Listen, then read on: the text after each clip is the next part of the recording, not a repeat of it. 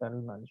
So, um, has anybody done talent acquisition before among the three of four of us? Yeah, Dipankar, I've done. Okay, would Yeah. you like to share maybe something from your experience in talent acquisition? The process?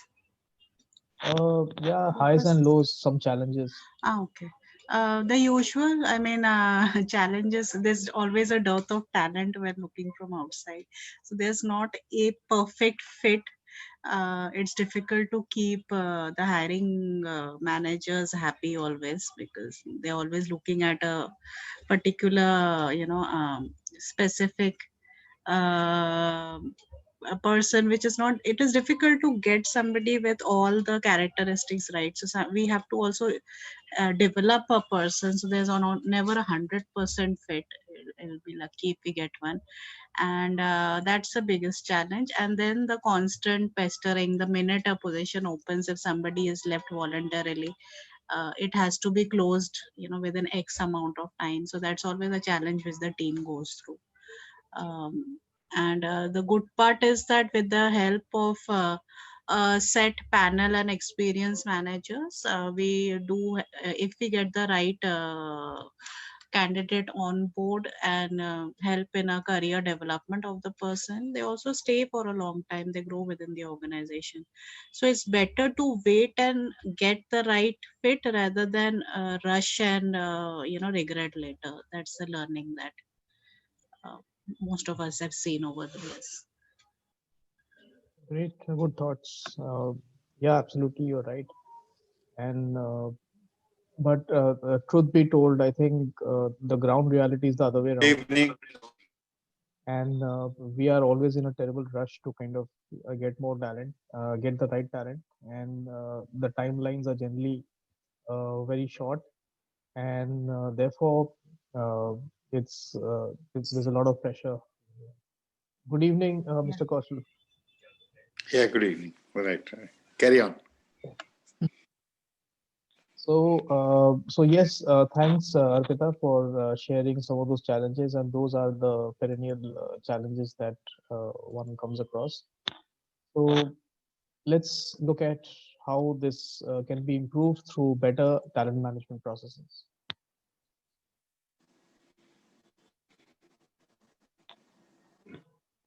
So some of the key focus areas of this recruitment process is how do you plan, what sort of a strategy do you develop, then when you're searching, how best can we search, how can we screen, and then of course your evaluation of the controls you have in the system. So first of all is recruitment planning, and this is very critical, particularly in companies where there is mass recruitment happening, and you have every year there is a planning that happens. Thousands of people getting recruited. Uh, we see in the newspapers TCS numbers, recruitment numbers are exponential. They hire anywhere between 20 to 60,000 people every year, which is actually it's the number is so large that it actually impacts the entire Indian economy. So all engineering colleges, if you're familiar with them, they wait to see the numbers from the IT companies. So TCS, Cognizant, Wipro, IBM, they Infosys, their numbers make a huge difference. So within these companies, how they do recruitment planning, then the BPO companies, Concentrix, WNS, EXL, so and so forth, Genpact. So all of these companies make a huge dent in the job market. So how do they plan? What is the number of people? What is the number of people decided on basis of what? Obviously, the business you have in the pipeline. Then there are two kinds. One is the ramp ups, the additional business that you're likely to get, and second is the replacements or the backfills that you're going to have. So that makes a big difference when you are planning. Next is it has to be a very strategic exercise. If you are hiring between 20,000 to 60,000 people, you can very well imagine the budgets that are there for hiring, it's huge. And you would be involving lot of placement companies, you would be involving a lot of internal sourcing, then through various other sources, maybe the web recruitment companies, media recruitment. So you would be kind of planning on multiple fronts. Also, like in every sphere of business, in recruitment also, the first thing that comes to your mind is make or buy. So it is not just the big IT and the BPO companies, but also any regular company. The first question they have to grapple with is make or buy. So do we acquire this talent from outside, or do we develop this talent internally? That is a choice that every organization has. Now,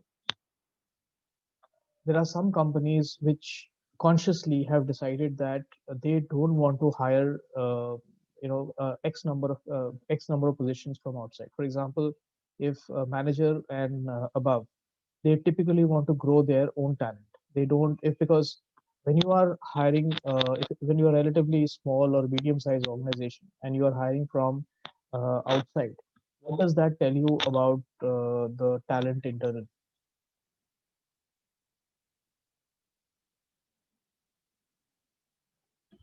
Yeah, the skill sets are lacking, and that's why we are looking out.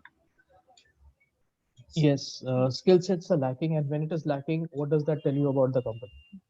That nobody is scared to for their career growth and investing in them. Exactly. So Your L&D, your talent management, everything is kind of is not very active, and you haven't really done forward planning, and therefore today you do not have the required talent, and therefore you have to buy from outside. And along with this, the message that goes out to the people in the company is that well, we have to get people. Good talent means we have to get from outside, and regular skill set. Yes, probably we can continue doing work, but yes, when it comes to good specialized talent, that is something we have to acquire from outside, which is not the best of messages to give to your company. So, so there one has to strategize what are the consequences. Also, if it is a additional business, a new technological dimension, which probably the company doesn't have. So let's say now there is a lot of talk of AI and machine learning, IoT, etc. So suppose I want to do a project which is IoT based. Now, that is a skill set probably my organization doesn't have currently because it's a new skill area. So therefore, then I can strategize and say that, okay, this particular talent I'm going to get from outside, because even if we have good programmers, maybe this is a skill set we don't have currently. So that's kind of fine. But you need to have some sort of a plan in place. Where will you acquire the talent from? At what price points you will acquire that talent? What is the lag that is going to be there in acquiring the talent, the latency, so to say? So all of those are considerations that one has to look into. Then where do you look? When do you look? Do you go to the campus IT colleges? Do you go to other competitors and look for lateral hires? So those are decisions you need to take. I mean, whether you want to take fresher talent and then groom that, or do you want to take ready talent and get them to join laterally? So those are considerations that every talent acquisition team has to grapple with. Next is you do searching and screening, and this is the uh, this is where kind of the rubber hits the road, because you have to do many things. This is where all the activities happen. The previous two were more of kind of theoretical things to do, and you could very well do sitting in your cabin. But these are things which where you actually activate your channels, where you start screening, where you ensure that the footfalls start happening in your offices or in your consultants offices. So this step is where the ball gets rolling. So you need to be very clear. How are you going to be acquiring this talent? How are you going to be screening this talent? This is very, very critical, and we will talk more about this when we uh, talk about competency-based screening. So how you screen people will decide the kind of talent you're going to get, because that's your that's your filter, so to say. So how are you filtering? Are you are you able to separate the wheat and the chaff? That is very critical. If you do not have proper filtering mechanisms, then there is a significant problem that you have on your hands. Agree, disagree? Yeah, agreed, sir. Absolutely. Agreed, agreed. Yeah. Any Arpita, you remember those filtering mechanisms you had in your in your talent acquisition stint, or anyone, Pallavi or Vivek?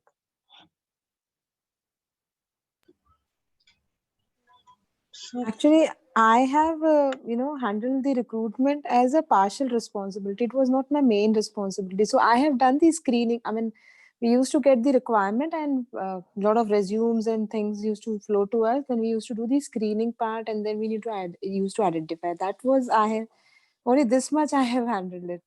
Mhm. So Okay. technically, Yeah. Okay. Fine. So this is a very elaborate process, particularly when you go to campus hires. Uh,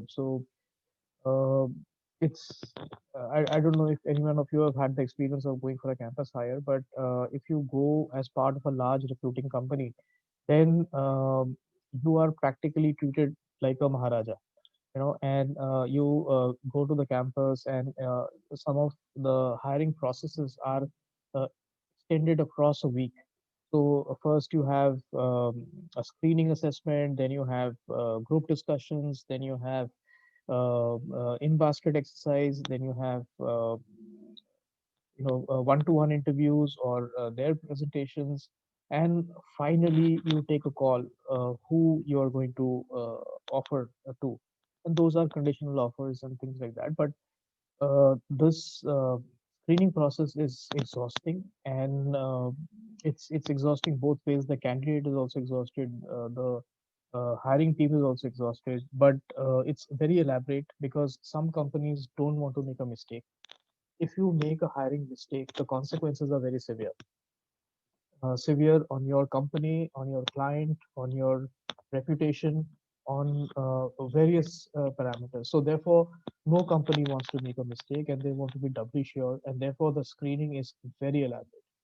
Then you have evaluation, and you kind of you make sure that your processes are circulated, they are auditable, and your controls are in place. You are ensuring that this entire process is kind of being observed by third party, uh, is a clear cut process where all stakeholders are aware of their roles, and so and so forth. So these are some aspects of talent acquisition which are very central to this entire process, very critical for this process, and how you do each of these makes a big difference to the quality of talent that you're going to be bringing into the organization.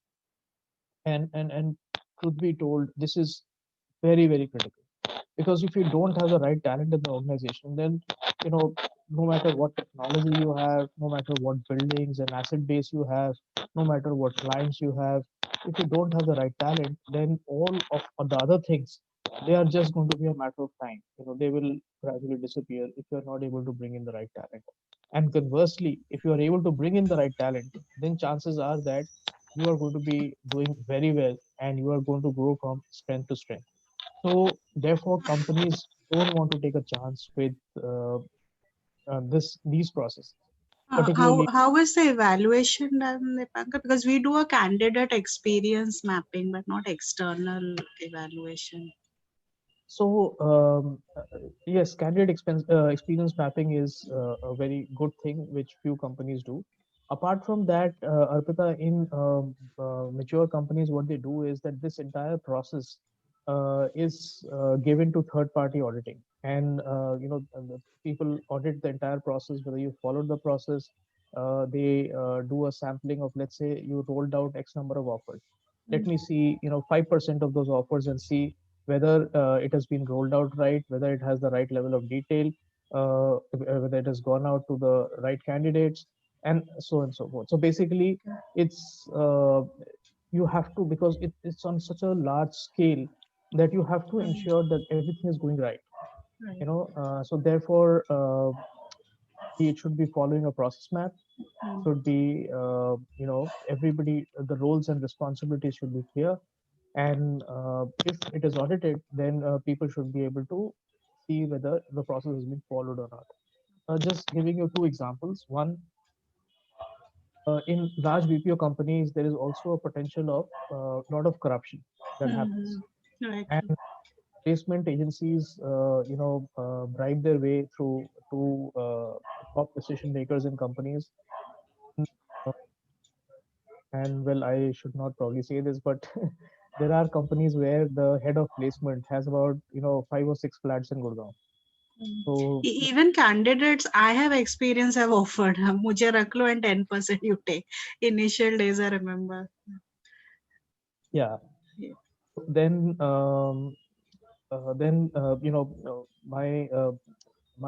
the guy who was the HR head in one of the companies I worked. So he used to go for campus hirings, and once he fell ill, and I was expected, I was asked to be on the panel. So so my tickets were bought, and yeah, it was a engineering college in Bhopal, and I was about to go when my manager said, no, I'm well now. I'm not ill anymore. You cancel your ticket. I'm going. I couldn't understand what is the big hurry to go to a engineering college in Bhopal.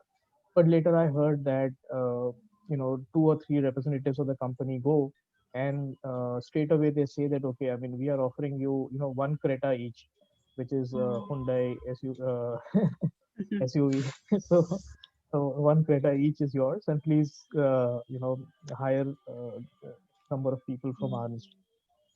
So so therefore it is very important that you are kind of um, putting this entire process under evaluation, and there are controls in place, and making sure that it is happening the right way. The second example was that, like you rightly said, evaluating candidate experience.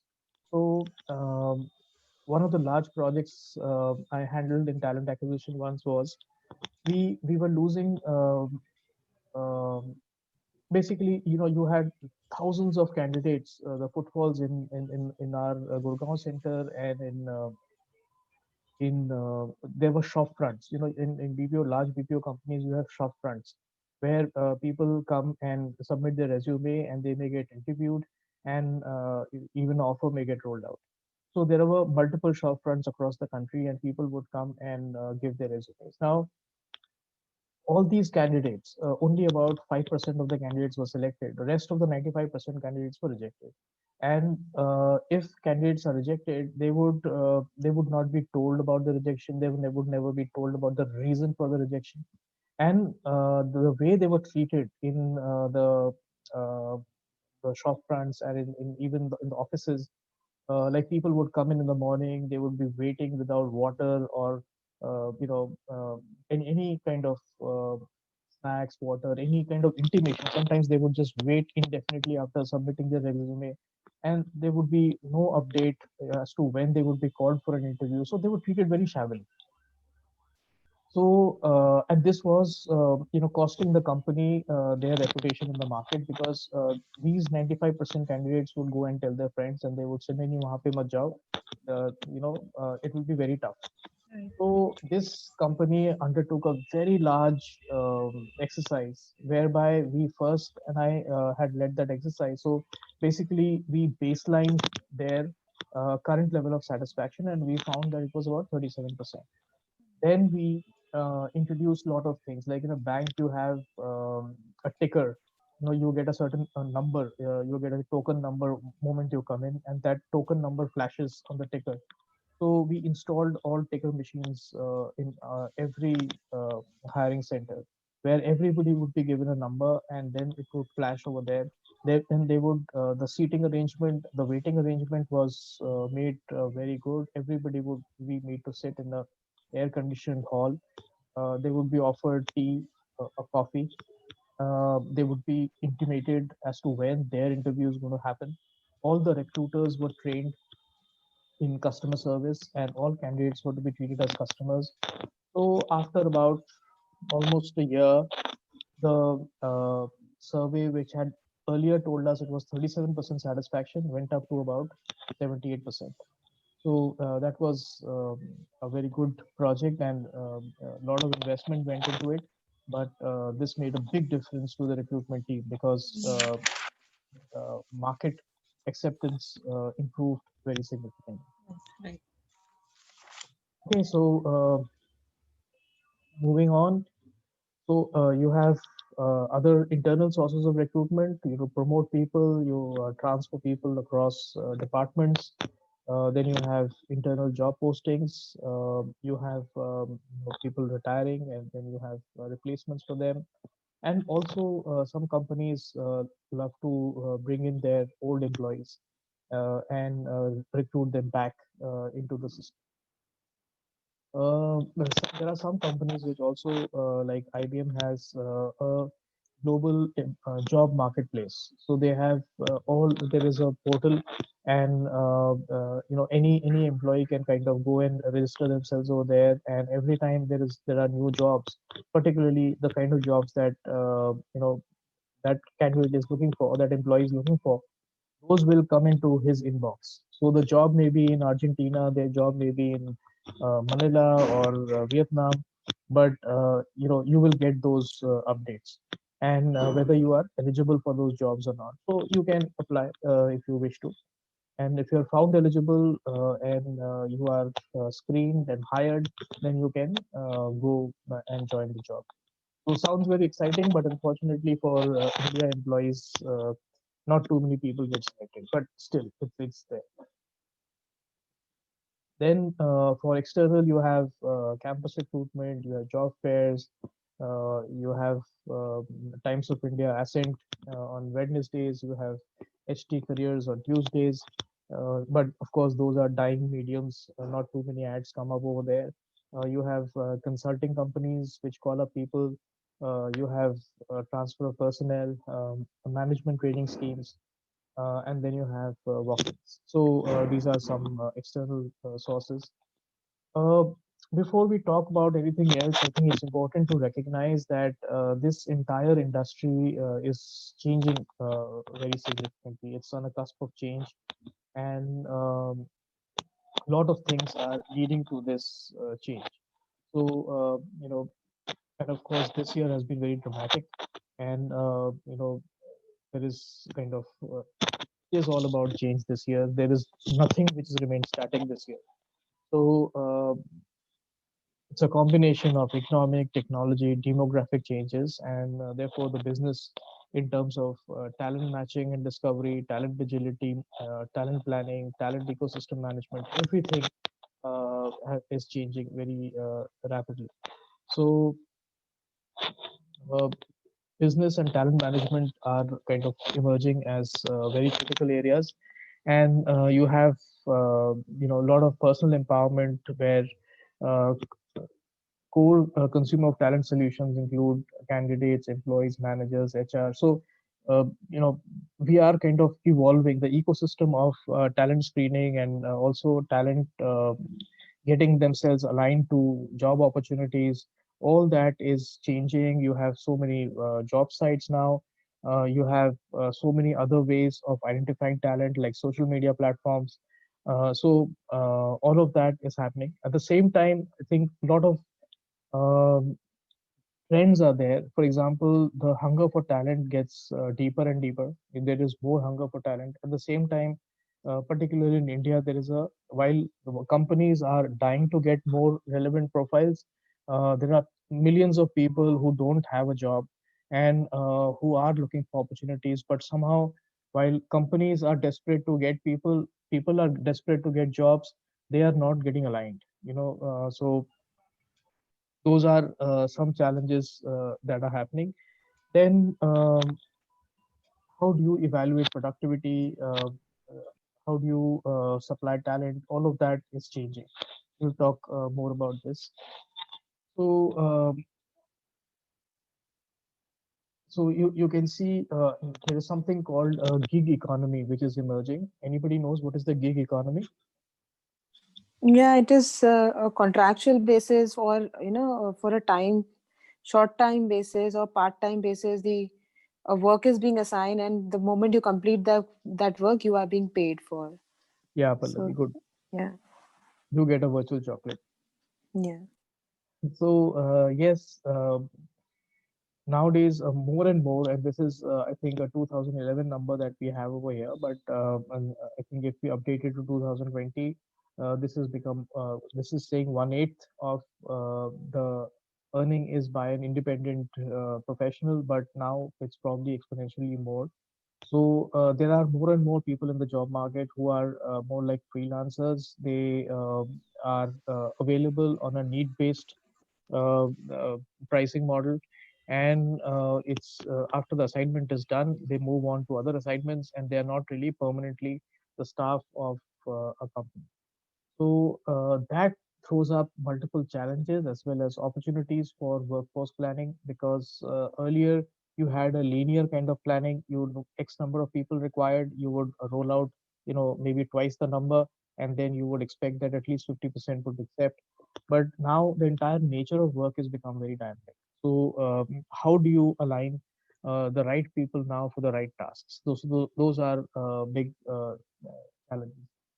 So now there is a lot of amorphous, interdependent entities. You have, and also earlier, if you had fixed employees, then your entire policies, processes would be relevant for your employees. But now, how do you control so many freelancers who are working for you?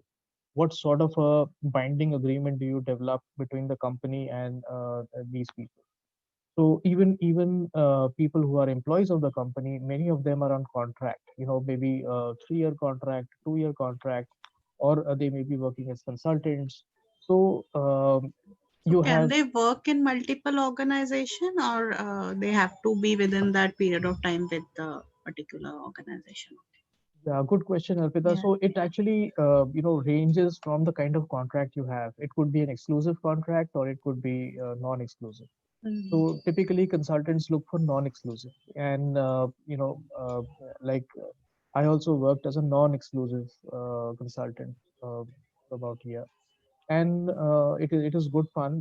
You have your own time to yourself. You are working with multiple companies. You are enriched as a consultant, because you when you work with multiple companies, you see different challenges and how those challenges are resolved. While for the company, the benefit is that they get very good expertise at a much smaller price, because they are typically paying the consultant maybe for 5 days in a month or 10 days in a month. Right. So that way their outlay is cheaper. At the same time, the level of expertise they are getting, while they are paying, let's say, for assistant manager level person, the expertise they are getting is that of a general manager level person. So it's in a way it's a win-win. But only thing is, you also have to be concerned about data security. You have Yeah. to be concerned about your own patented information, your all of that. So there are flip sides as well. One has to be kind of careful about all of that. yes. So Dipankar, I am also for last 7 years working as a consultant in the learning and development field. So it Okay. has been really a fun, yeah.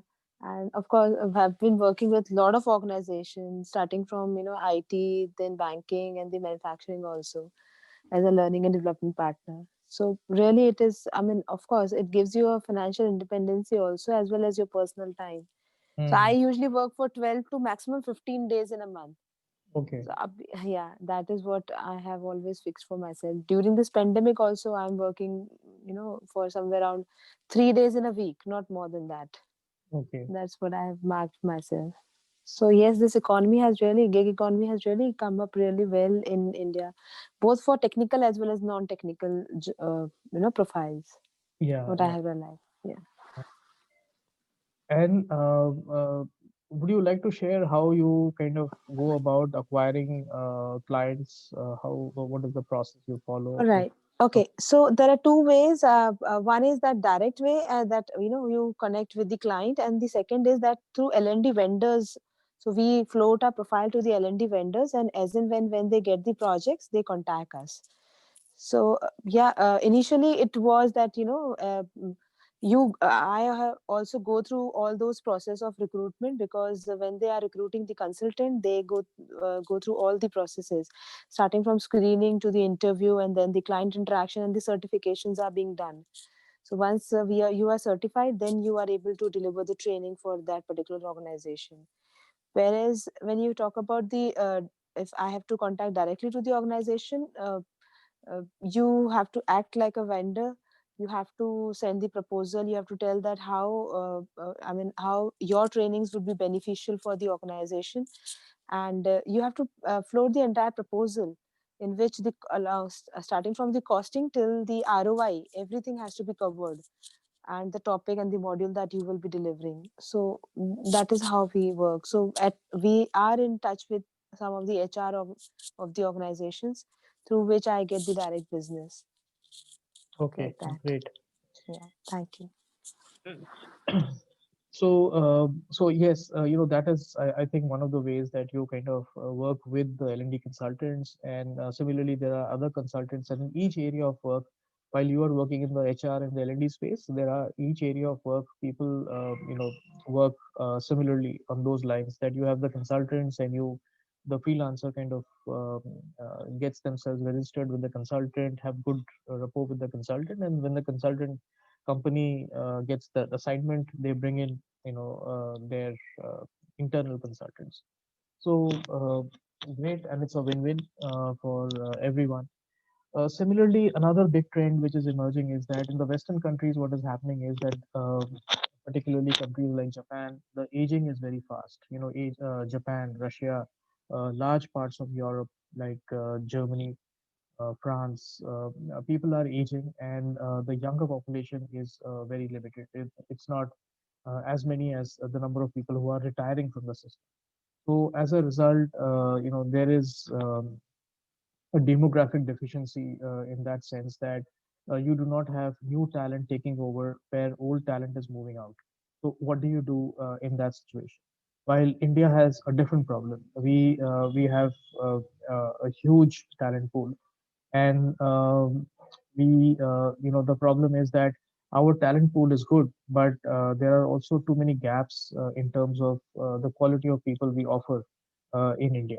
So during maybe 2000 between 2005 and 2010, Manila in Philippines, or Manila, Cebu, two three places in Philippines, they were attracting a lot of BPO investment, and they said that, okay, now India's BPO industry is over, because Manila is taking over, and Manila is going the go-to place for BPO, because they speak better English than Indians do. They connect better with American culture because they have been an American colony, and so therefore it's over. The BPO industry in India is over. Because in Manila, in the Philippines, actually, people are very aligned to the US, and if you ask them whether they have been to the US or not, they don't answer in yes or no. If they have been to the US, they proudly say yes. If they have not been to the US, they say not yet.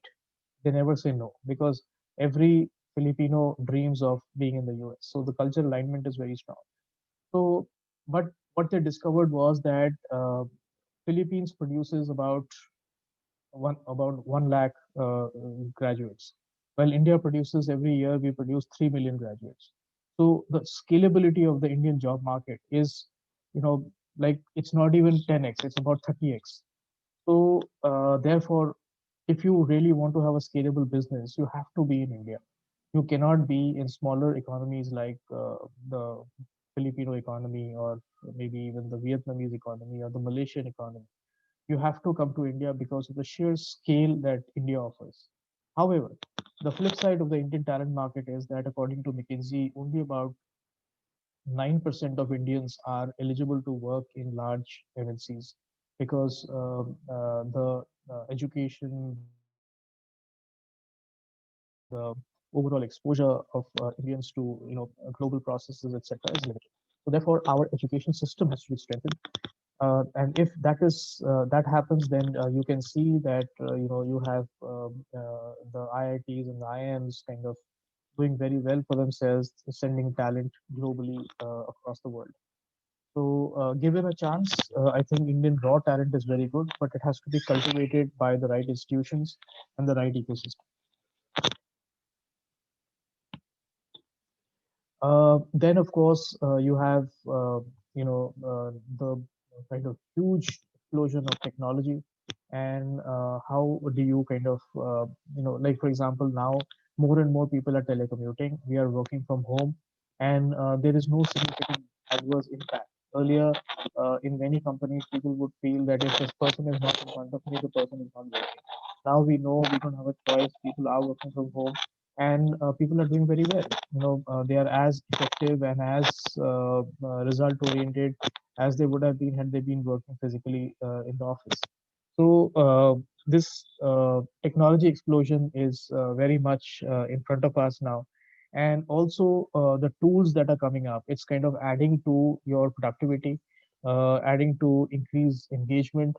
For example, in one company I worked, and this was many years ago, like but it had all the right technology. So it has something called same time chat. So same time chat was like you could always see your team, whether they are in Bangalore or Pune or Calcutta. You could always see who's logged in, who's not, and you are always available real time. And you're chatting with each other. This I'm talking about 2011. So So there is so some audio disturbance coming.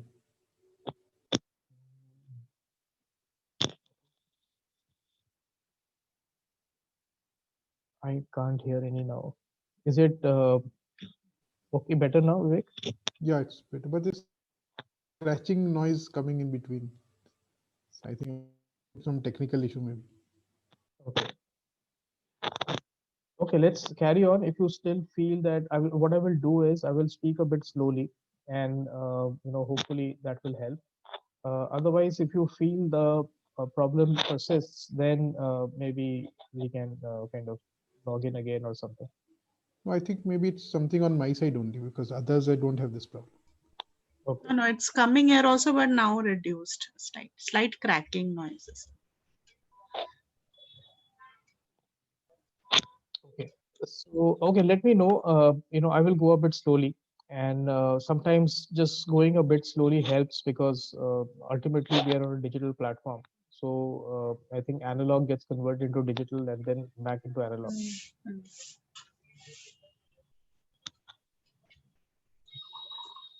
Um so all of these trends are making the entire work environment very different.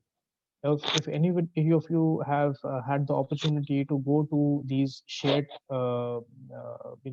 offices, it's actually quite an eye opener.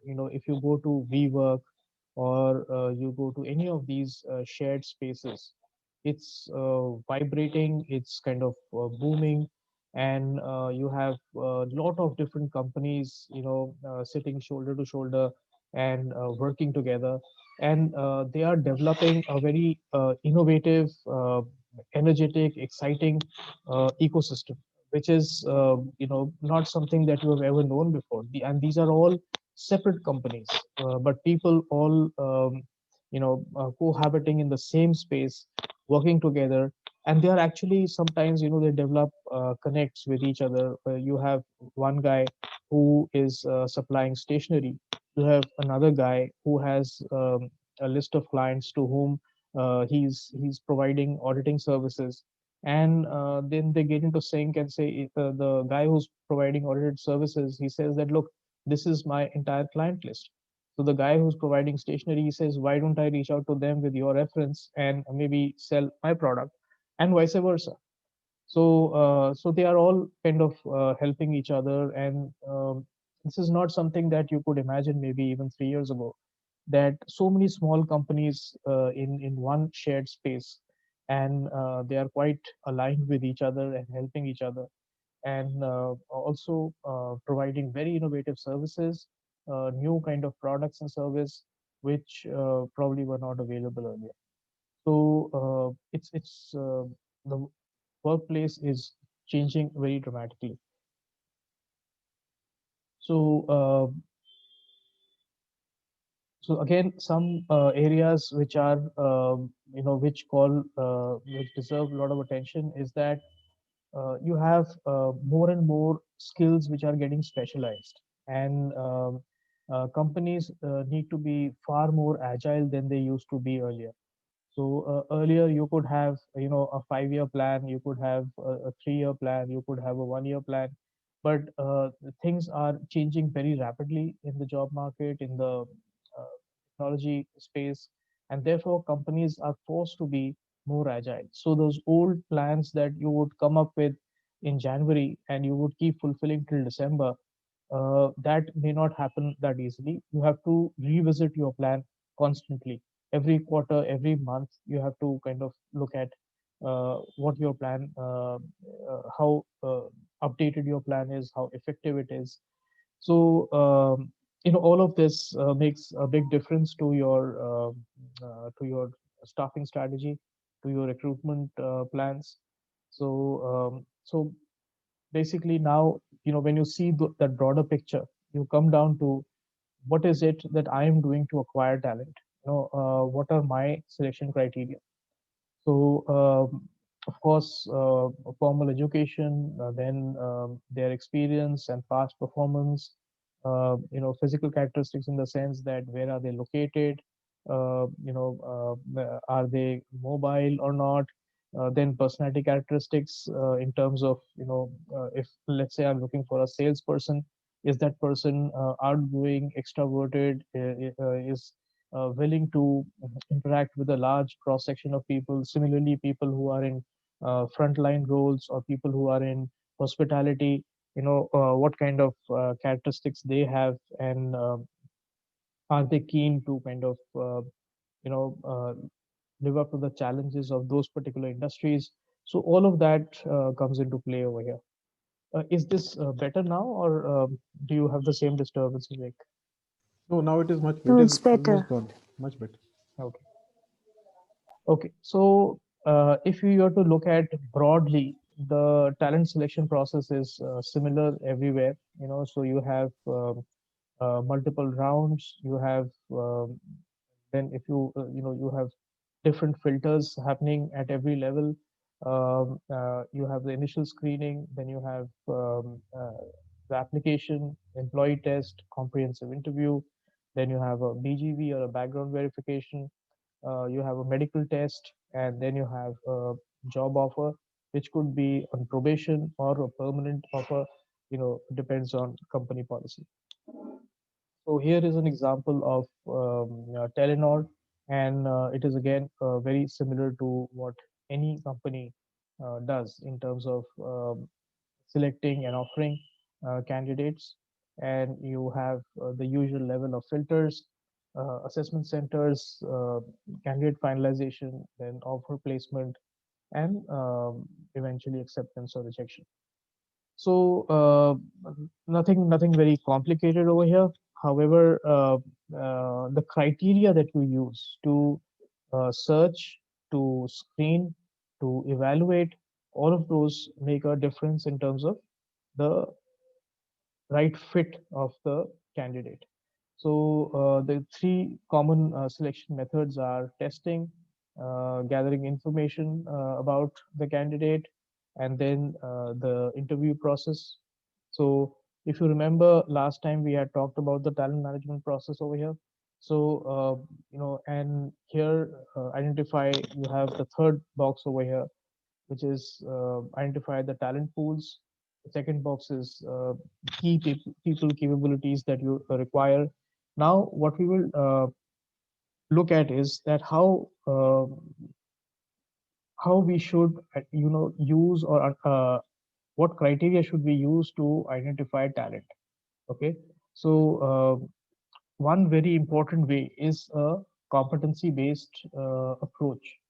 So, unfortunately, in many organizations, people don't have a competency-based approach, and people simply say that, okay, if I need, let's say, a financial analyst, So I will create a job description of a financial analyst and I will float it. And when I get the right candidate, I will roll out an offer.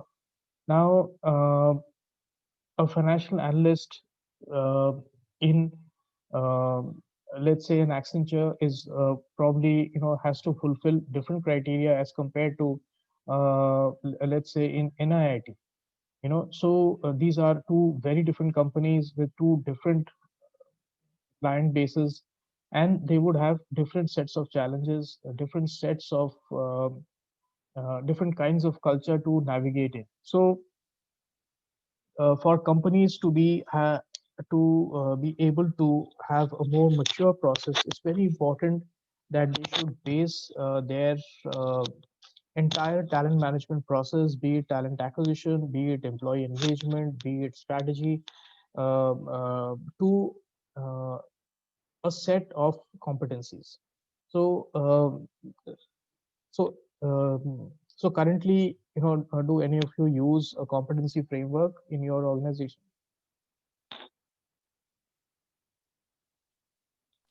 So we used to use, Dipankar, the competency mapping. There used to be 10, 10 competencies that we have identified. And then for each candidate we used to interview, we used to give them the score. And then the weighted average score were calculated. And finally, I mean, whosoever used to pass the criteria, then he was supposed to go to the next stage of that is the final HR round of the interview. Okay, Pallavi. So which organization was this? This was an education organization. I was in the training and placement department of an engineering college, engineering and management college. Okay. So there, for hiring new trainers, we used to do this. Okay. So delivery was one of the competency. Then facilitation skill was the other competency. Then content management, concept delivery. Then knowledge of about the topic. So these were the different competencies that we created, and the different weighted average was given. So the delivery and the facilitation was the highly weighted competencies. It was like this. Okay. It's same for us, both in recruitment and as well as during appraisals. The competencies are mapped for different levels as well, and they're defined differently. And we try to rate them accordingly, place them against the candidate. Okay, good.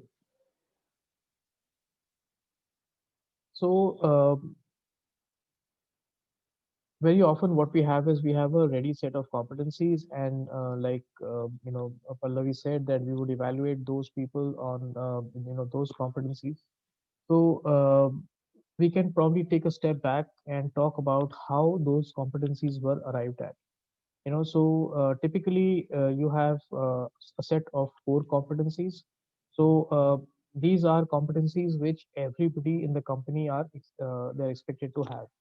So the goal of core competencies is for individuals to be able to perform in diverse positions throughout the organization. And this is a reflection of the company's values, their culture, their business imperatives. And it is expected that all employees, when they are being hired, when they are being appraised, when they are being promoted, they reflect these competencies. So you have, for example, guiding behaviors such as cost effectiveness, customer focus, teamwork, communication. So you can see that these are softer elements, but at the same time, these come out very strongly. And so these are based on their values and the vision of a company. For example, let's say I was working in a company which is a very traditional Indian company, and they wanted to change. They wanted to become more aggressive. They wanted to be more aligned to today's market. So one of the values or competencies they had was that it was based on their values is that you always have to be ahead. Always be ahead. Which by which the meaning was that you have to be very positively competitive. Healthy competition has to be encouraged between employees. So are you competitive or not? That is uh, attribute that they look for in all candidates, whether this person was aggressive, this person was competitive or not. Uh, then you have some transferable competencies. So these are specific to maybe a few roles. Let's say for leaders, for people who are an X grade, a senior grade, they are expected to be more strategic in their approach. So what do you define what is strategic? So how do you define that? Now, your competency model would ensure that when you are hiring a leader, uh, he or she is expected to have the core competencies, but along with that, they are also supposed to have the leadership competencies. Or let's say somebody is in a sales role, then there is a additional competency in terms of uh, you know customer interfacing or uh, basically your interpersonal skills need to be very sound, so they would probably have an additional competency over there. So these are transferable competencies, by which it means that specific areas people have specific expectations, and therefore the competencies in those specific areas would be of X nature. For example, in Pallavi's case, it was a uh, HR and learning profile, so they were expected to know content handling, they were expected to know content management, which perhaps would not be an expectation from somebody who is coming in a finance role, or in a sales role, or in a maybe manpower planning role. So therefore, these competencies are competencies where you look for niche areas and you have niche competencies.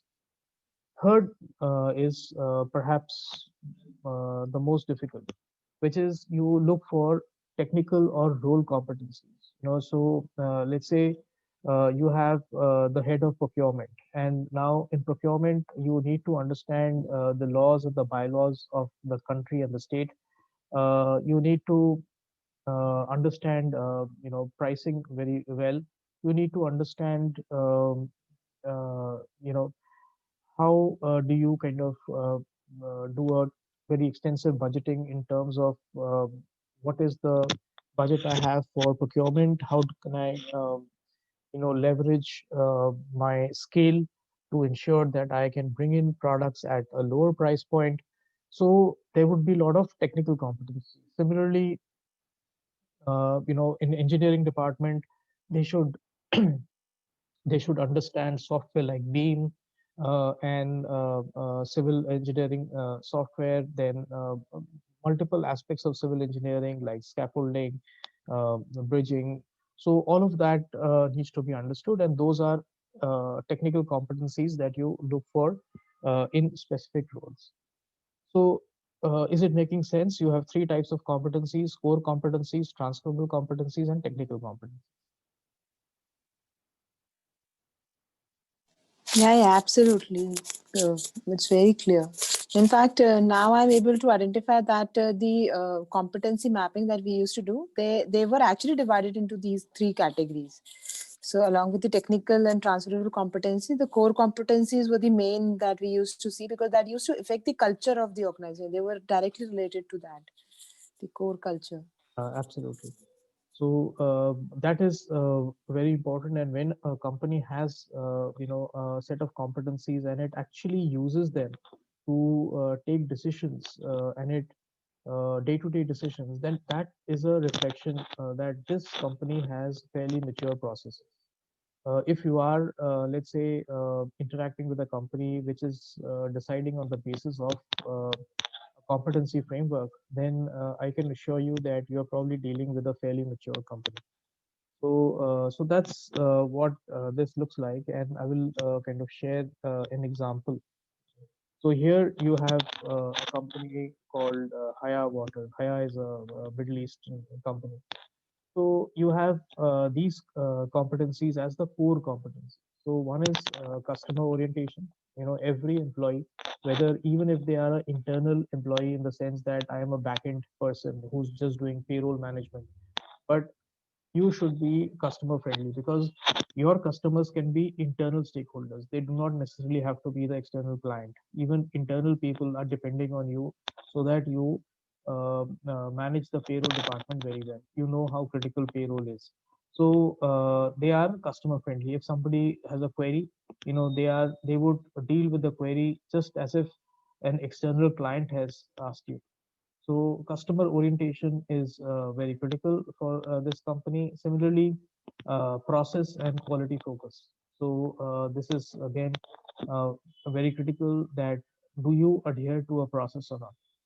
For example, um, let's say I am interacting with a new client, and the new client happens to be an ex-colleague of mine, and we are old friends.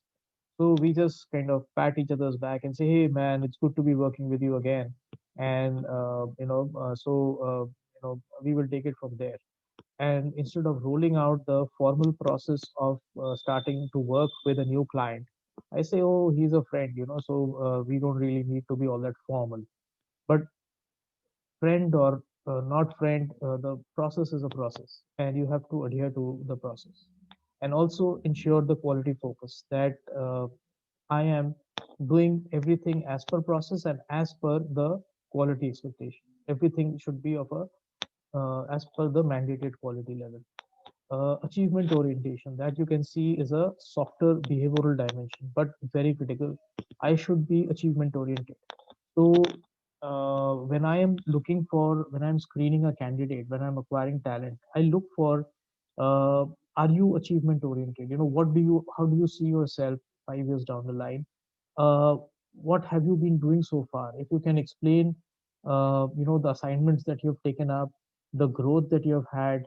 So we would talk about competency level, competency-based interviewing, but basically that should give you an indication whether this person is achievement-oriented, or is this person maybe very capable, but very often behaviorally people are laid back, they love to take it easy, and they're not achievement oriented. But even this particular company, they would love to have people who are achievement oriented. Next is communication. So there are, they say that there are three things which decide the success of a project. So those three things are communication, communication, and communication. So there can never be an excess of communication, but unfortunately, there is the game of Chinese whispers, and if you see that game, you realize that this is reality. This is how actually things happen, and the words and sentences and ideas, they all get changed as we communicate, because we do not communicate well. As a result, all of this happens. And next is teamwork. So without an exception, teamwork is absolutely non-negotiable, and you should be a team-oriented person and not an individual player. If somebody is not used to working in a team, is not comfortable, is extremely introverted, then maybe that profile you should not look for. So these core competencies that you see over here, these will not only be used to hire people, they will be used to evaluate people, they will be used to reward people, and this is an ongoing expectation. This is not only at the hiring stage. This is an ongoing expectation that people will reflect these values, these competencies. Now, you have the definition of each of these, and you can define it too. Generally, when you're designing a competency framework, you can actually first have a definition, then you can define it to the level where it is a actionable competency. Okay, so here we are just looking at a aspect of each of these. So achievement orientation is, let's say, drive for results, accountability and ownership, planning and organizing. So basically, when you see the aspects and when you see the definition of each competence, that makes it very clear and easy for you to hire people based on those competencies. If it remains just one word, let's say teamwork. Now, teamwork, what do I understand by teamwork? Every word has a particular context in every company. So the deeper you are into the context, the more you understand of what the company is expecting, and therefore you would hire, you would promote, basis your understanding of that particular word. So let's say here, like we were talking about earlier, customer orientation. And you may think that, okay, this guy has to be really customer, but whereas what we are talking about is customer could be internal or external. So when you are hiring, you have to gauge the attitude of the person. Is he, customer friendly? Is she open to accepting feedback if she does not kind of interact with the customer the right way? So these are very important aspects. And when you understand the framework clearly, then when you go out and recruit in the market, you are able to understand what is it that I'm looking for, and you are able to identify when you see it. Okay, this is very important for the talent acquisition team, to be very clear in terms of what is the criteria that we're looking at. Actually, even before they go for the selection process, my submission is that even when you are coming up with your job description should have not only the deliverables of the role, not only the expectations, but also the behavioral dimensions and the competencies that is expected from the profile. Very often I open a job description and I see that it is just talking about the tasks that the individual is supposed to do. So that is not a good job description. That's very inadequate. But unfortunately, most JDs are like that. So a JD should have, all the competencies that are expected from that particular role. So that's any questions so far?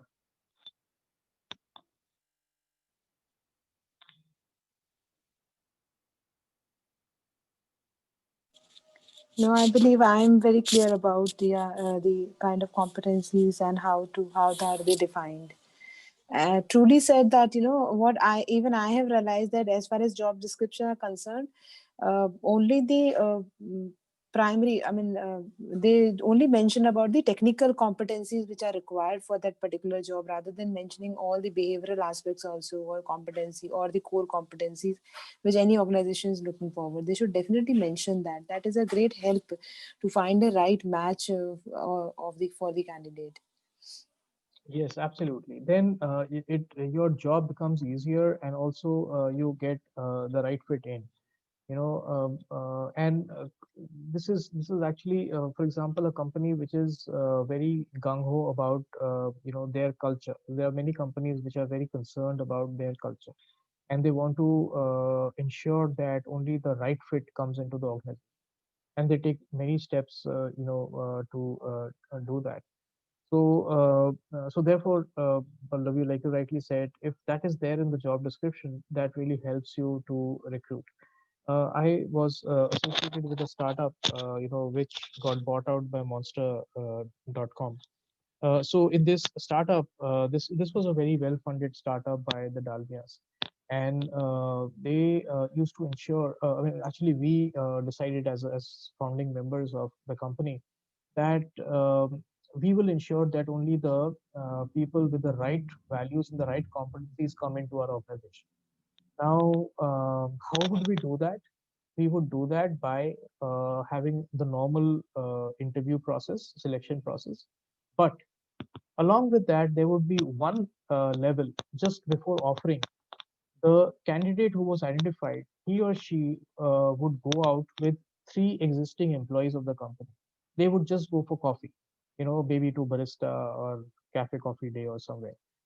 And the three existing employees would have a 1 hour informal chat with the candidate who was to be offered.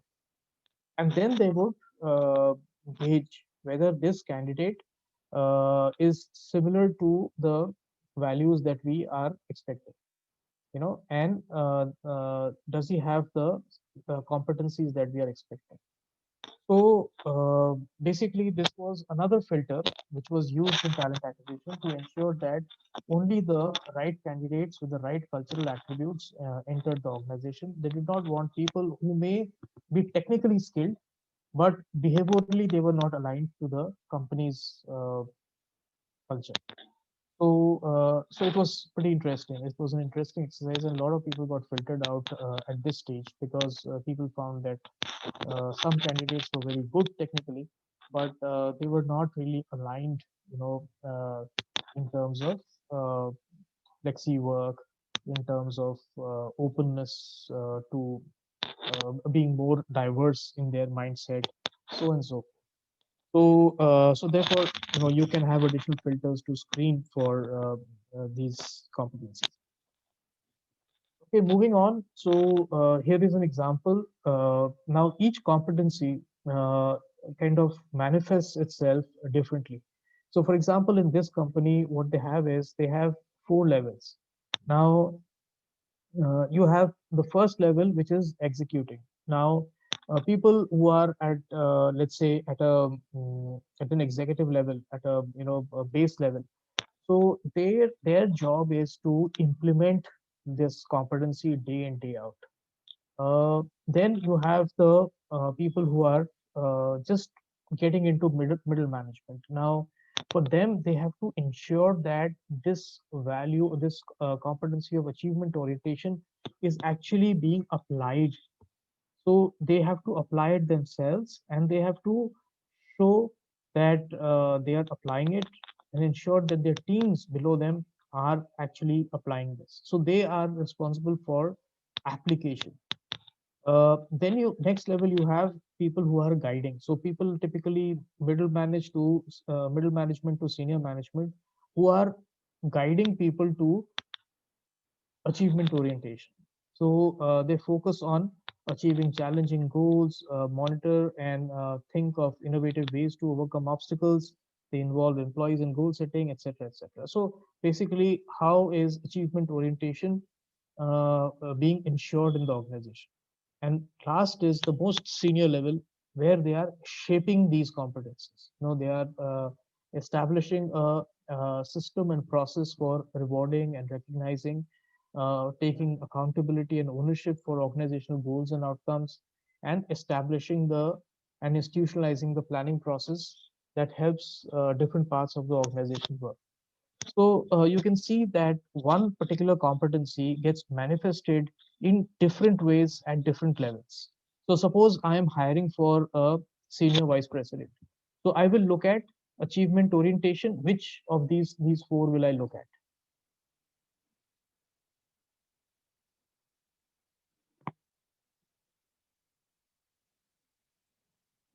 Any idea?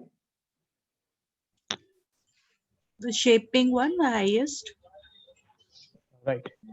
So you would look at shaping, because this individual will be ensuring that achievement orientation is embedded in all the systems of this company, and is also creating that ecosystem which ensures that achievement orientation gets embedded at every level. So this is how it really works, that the same competency will manifest itself differently at different hierarchical levels. Okay, so I hope this is making sense.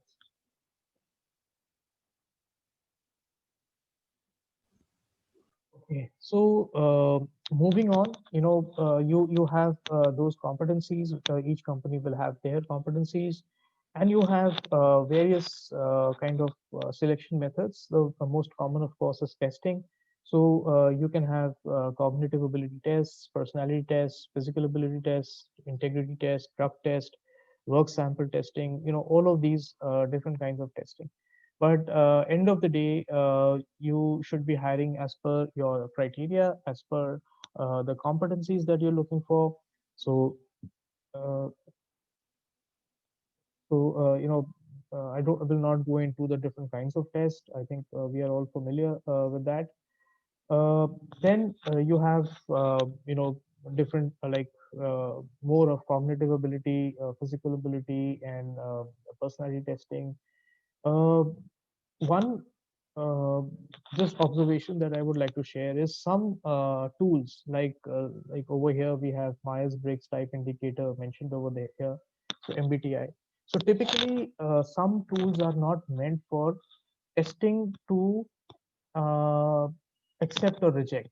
Some tools are meant for more of developmental feedback or insights, but not really to reject people on the basis of those tests. So, for example, this particular test, Myers-Briggs Type Indicator, the two ladies who created this tool, one of the conditions they laid down was that our tool will never be used to uh, uh, accept or reject people in a interview, or promote or not promote a person within a company.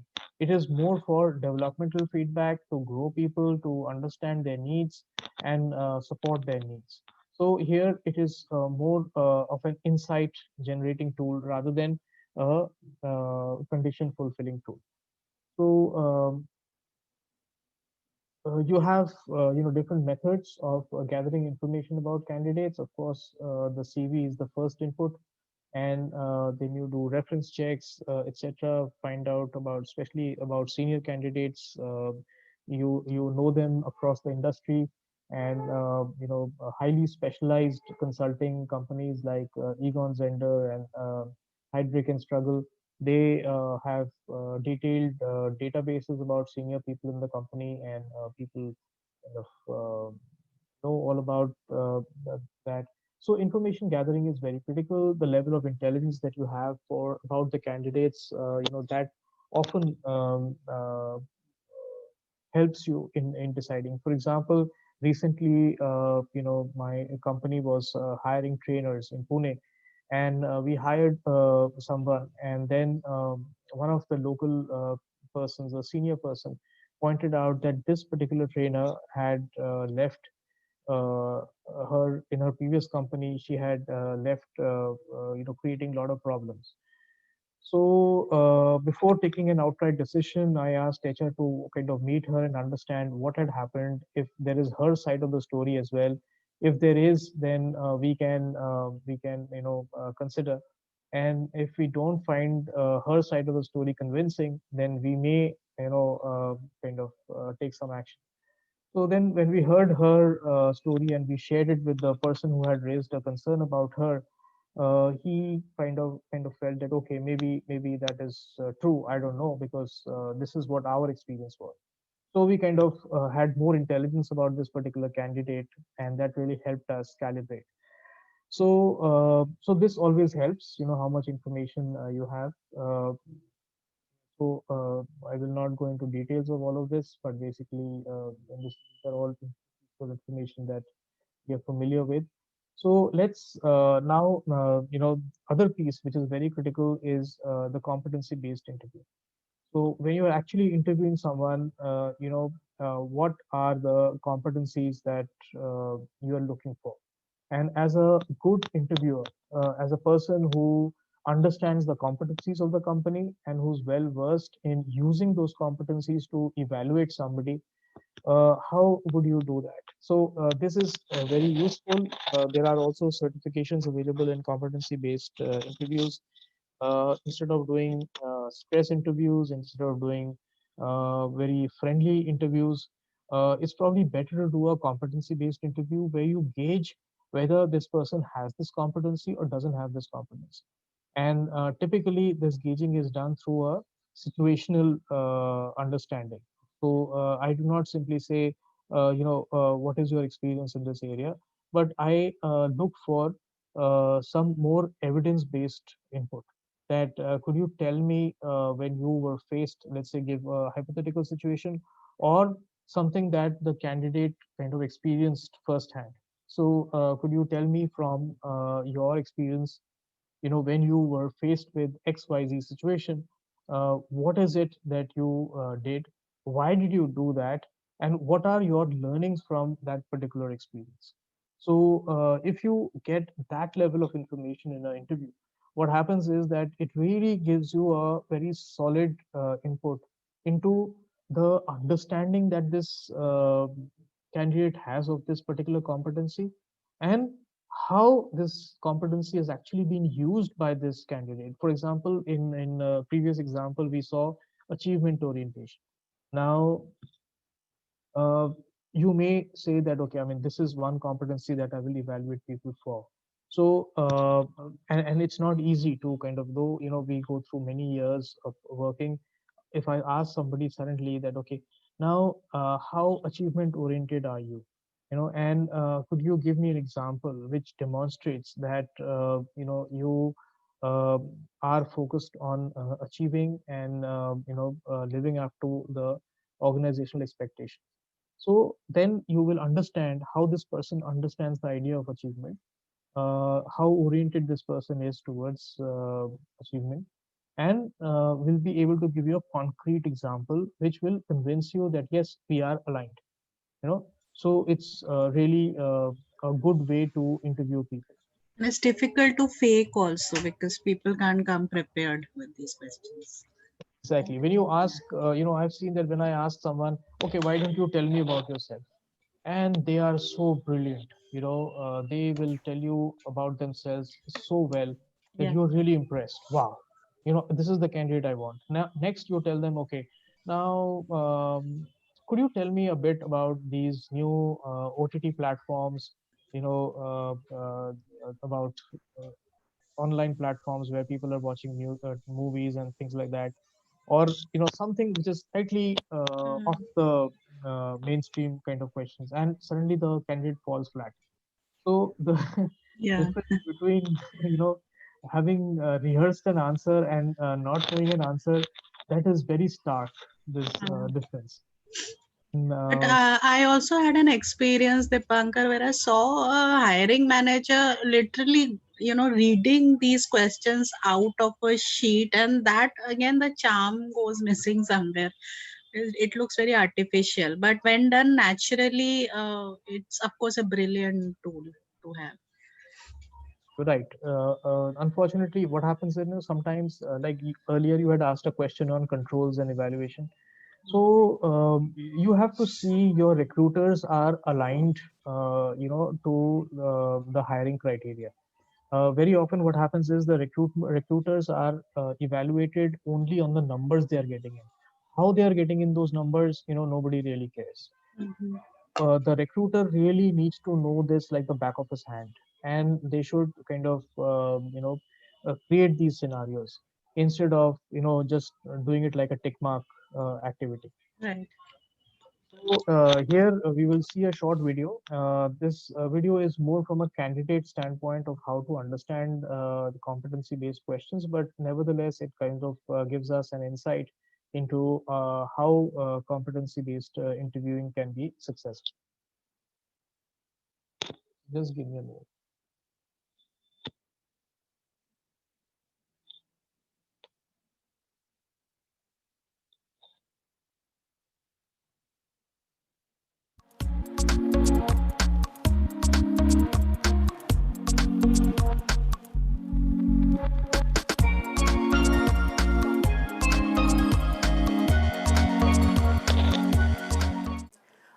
I want to talk about competency-based interviews. Competency-based interviews are increasingly being used as the main recruitment process for new positions. Public sector organisations, widespread, are using competency-based interviews. They've developed their own competency frameworks and they assess candidates against those. Increasingly now, we're now seeing it coming into private sector organisations as well. They're a very different type of interview than candidates have previously been used to, but actually they're a really good process that candidates can prepare for and can really perform very well in that competency interview environment.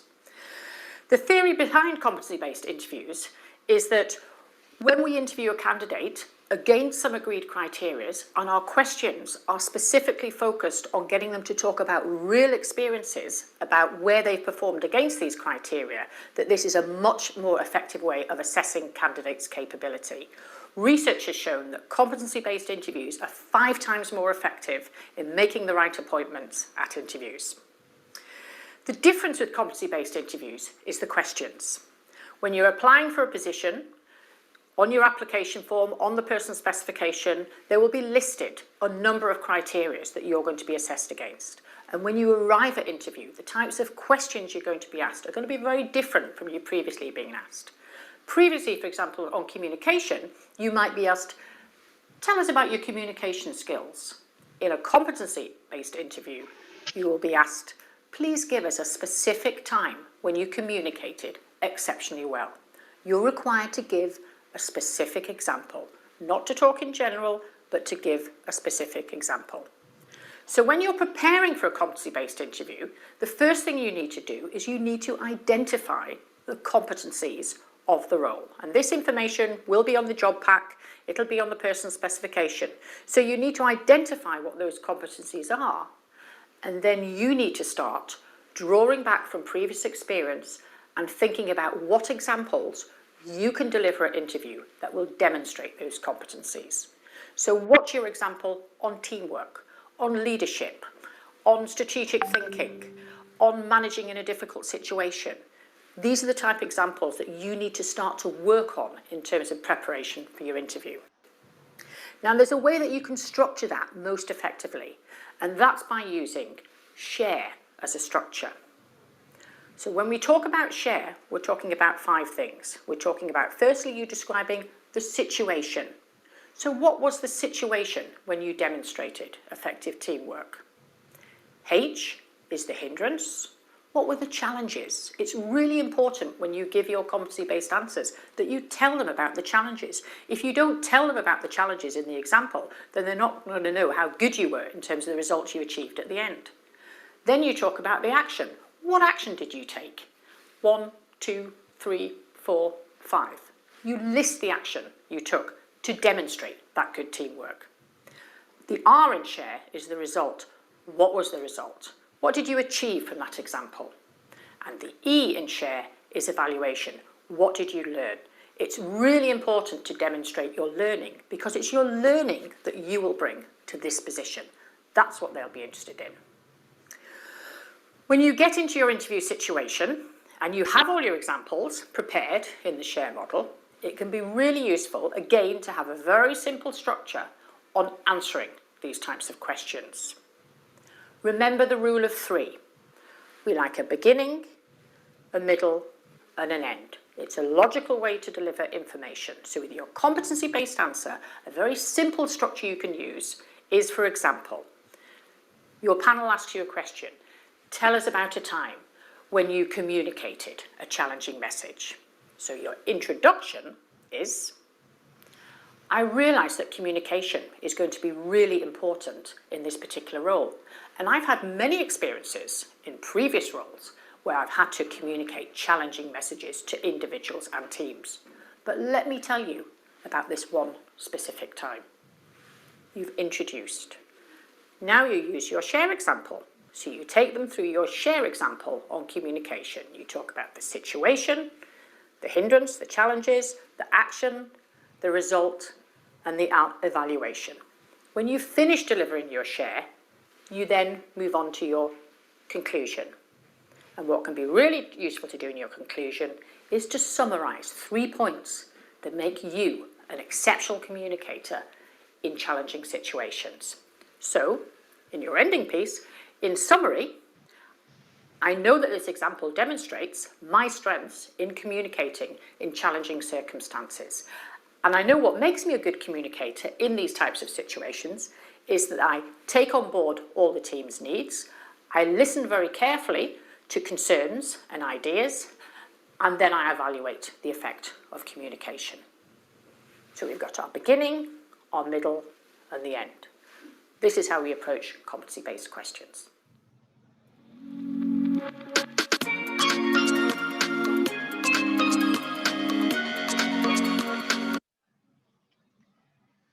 Okay, so I hope you got a fair idea of the competency-based interview. Yeah, absolutely. Great. So now this is one component of how we can use the competency framework, and the point that I'm trying to make is that if we ensure that this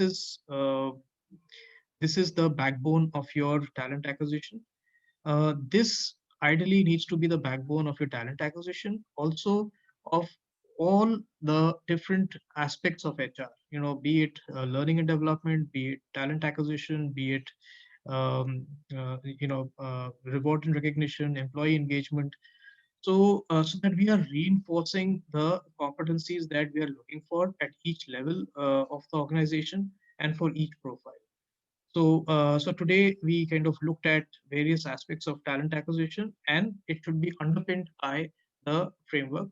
Now, next time what we will do is we'll look at employee engagement, and ideally, again, it should be underpinned by a competency framework. So any questions for talent acquisition that we have covered so far?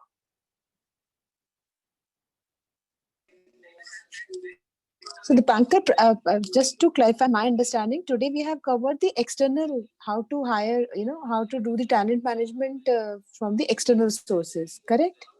The internal sources will be different, right? Because that will include the succession planning and everything, which we covered on day one. Yeah, so this is not really external or internal. Basically, we were looking at talent acquisition. Yes, we talked about primarily external because most of talent acquisition is really about external. So, Okay. Broadly, we covered talent acquisition from a good talent management perspective. Of course, you can have a regular talent acquisition, which is just plan your manpower, go off an offer, and bring the talent in.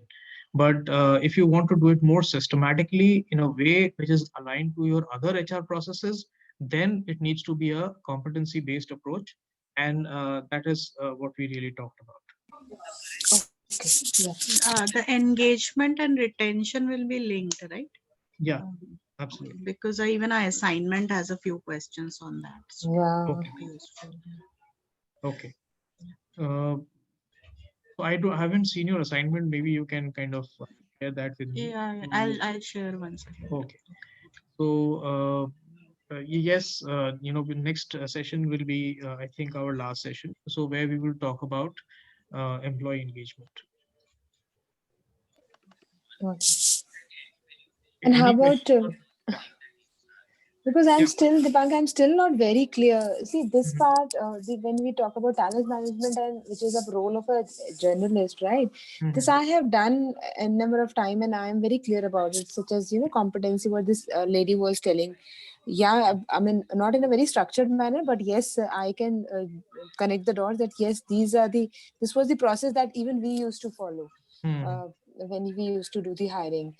But when we talk about internal talent management, this is something which I really am looking forward. So how can I, learn more about that? Not only employee engagement, but the internal employee management, internal talent management, so that you can help them grow in their role. So their entire career planning. How as an HR I can help my organization people doing that? Yeah, so we will cover, like, earlier we were discussing that we will talk about employee engagement, we'll talk about retention, and one of the ways you can retain people is through internal growth. And All right. we will talk about internal growth and internal opportunities. Okay, so that is a part of the internal one, that is retaining, Right. employee Right. retention. All right. Absolutely. One of the fallouts of good engagement is that you have higher levels of retention, and engagement should be done in such a way that you get higher productivity and you get retention from your current employees. All right. Okay. I've shared the questions in the chat box also for next time if we can discuss 5 sure. minutes maybe. And if required, it doesn't matter, even if it's not scheduled, we can have another short session. That's not a problem. Right. Great. That would be great. Yeah. Anytime. The point really is that, we need to learn, mutually.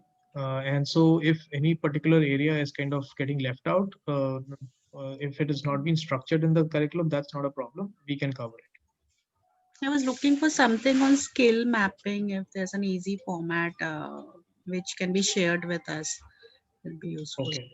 Yeah. Okay, that's a good observation. I will see if I have something. Otherwise I can just discuss it. I've done skill mapping in one of my previous organizations. So I can share in terms of how it is done. Okay. And, we can probably spend some. All right.